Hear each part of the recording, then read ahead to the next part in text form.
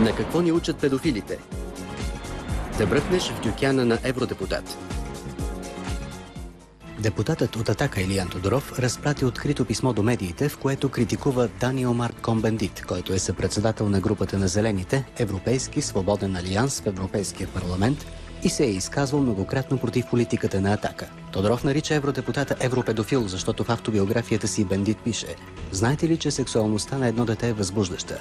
Когато едно малко момиченце на 5 години започне да ви съблича, това е фантастично. Фантастично е, защото това е подобно на абсолютна еротико-маниакална игра. Случвало ми се доста пъти някои деца да ми отварят дюкяна. Реагирах различно според обстоятелствата, но желанието им ми създаваше проблем. Това ли са евроценностите, към които се стремим? Към това ли трябва да сме толерантни? Пита Илиян Тодоров. На какво ни учат педофилите? Да бръкнеш в дюкяна на евродепутат. Обърнаха ли внимание най-напред да те питам на откритото ти писмо? Защото го видях само във вестника Атака. Блиц май. Блиц го публикува. За съжаление, така нямаше по-сериозно. Какво се обясняваш?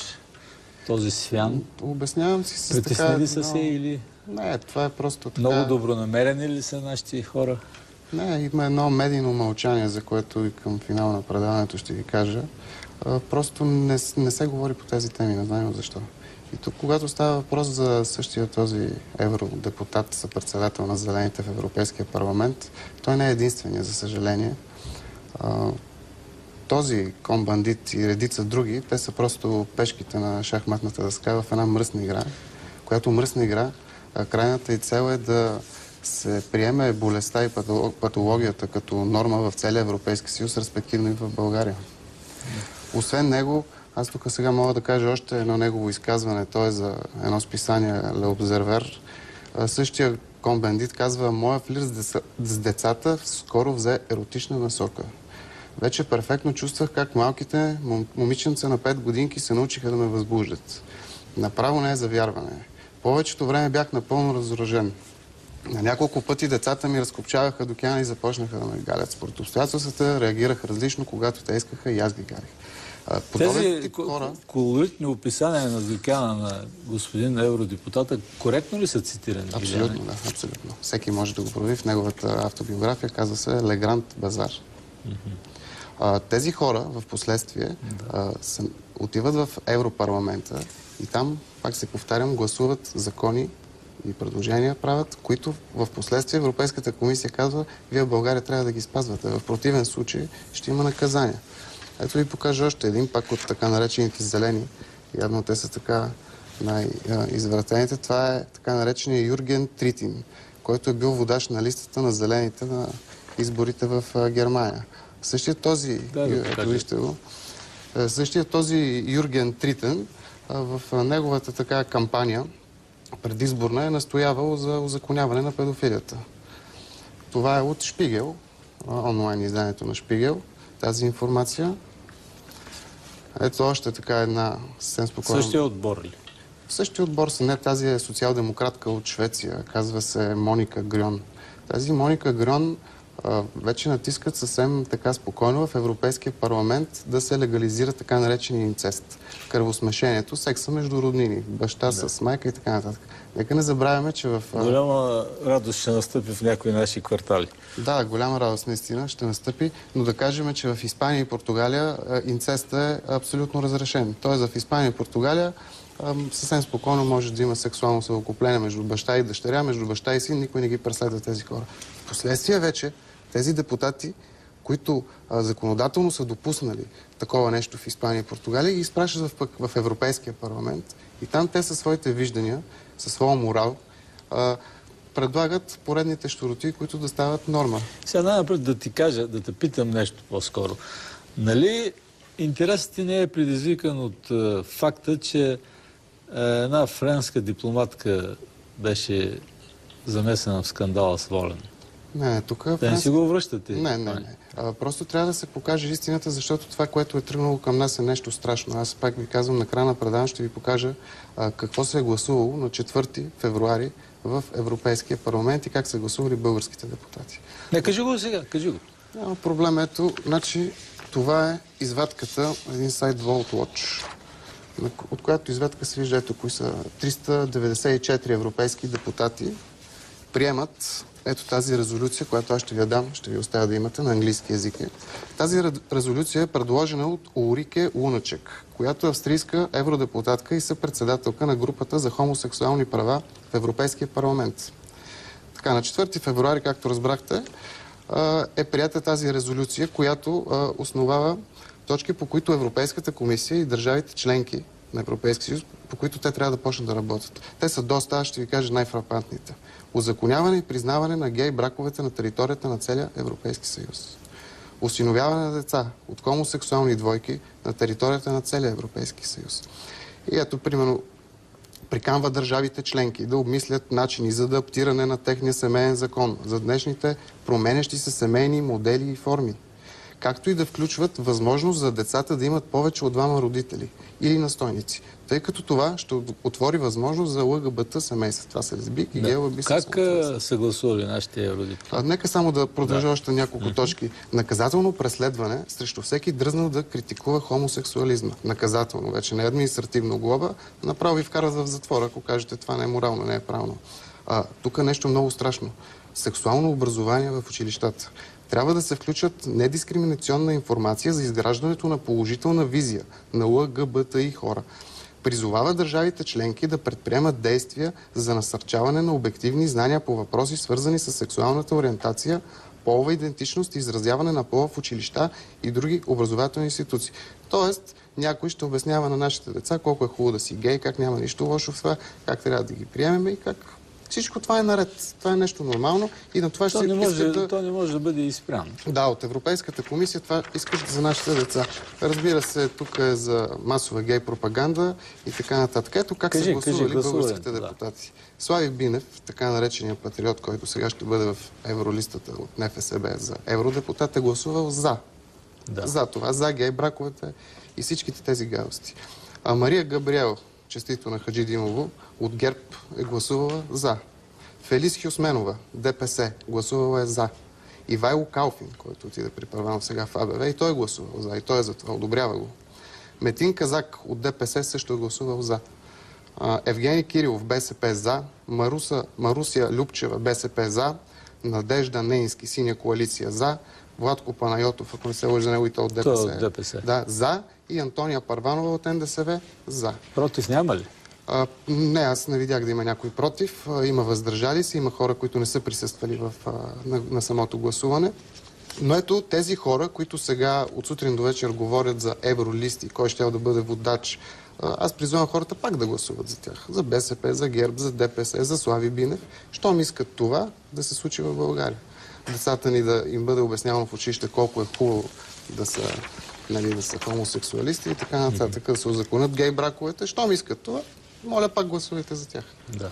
Ето го и този другия, който е така много интересен. Педофилите в Холандия си направиха партия. Основателя на партията Ад Ван Дер Педофилите. Да, педофилите си направили партия. Ад се казва, да. Не съм очаквал да се казва Рай. Вижте, да, Рай. Отвратителната физиономия на този болен човек.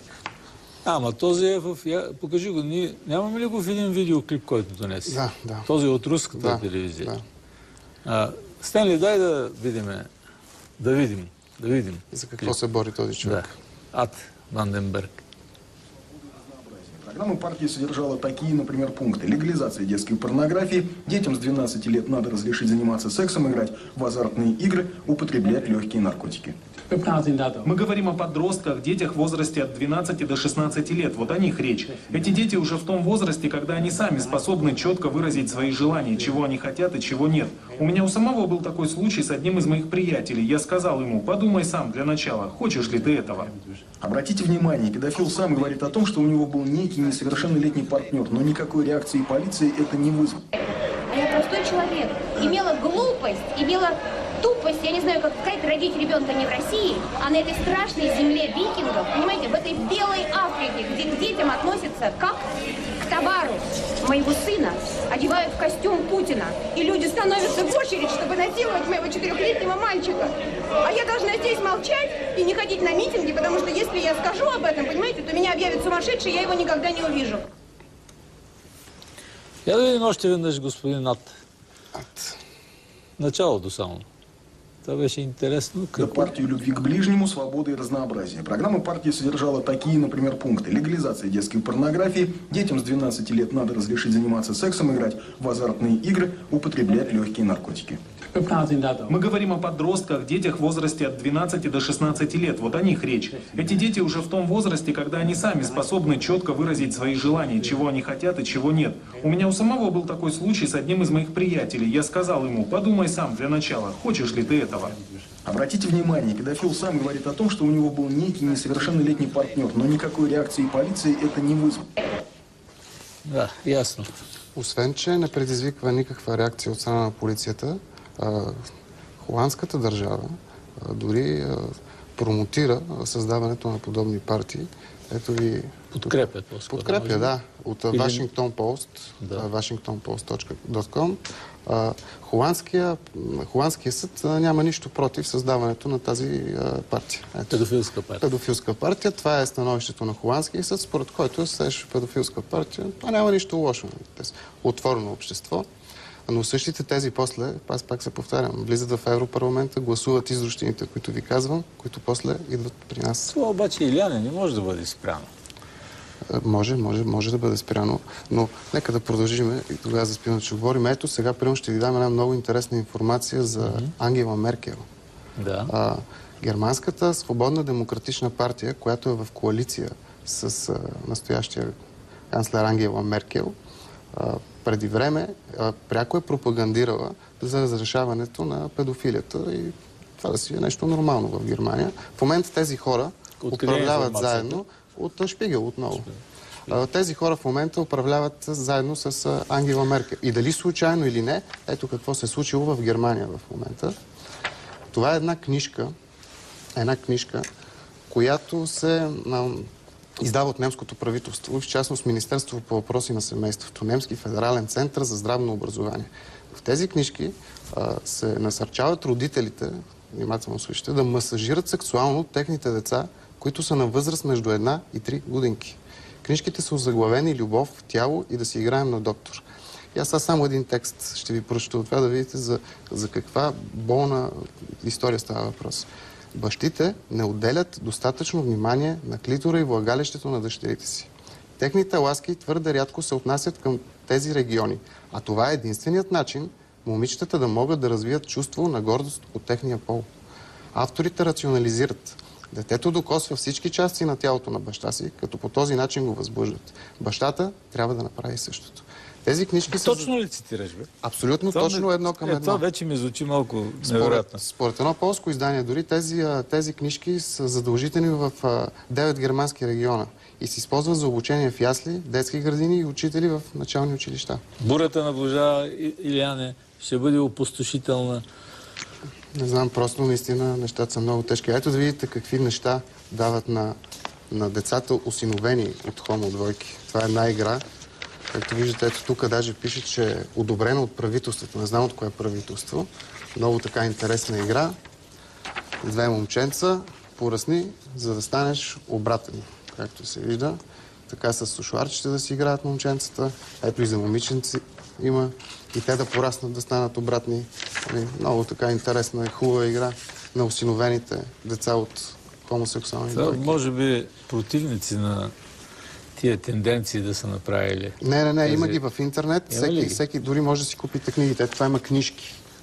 Написано от Лесли Нюман. Айде сега да не ги популяризираме. Татко и аз, мама и аз. Това е много държа. Значи ти гарантираш достоверността на абсолютно, това е в интернет, всеки може да види. Ти някой пъти му казваш и бандит, обаче той е комбандит. Хомо-бандит.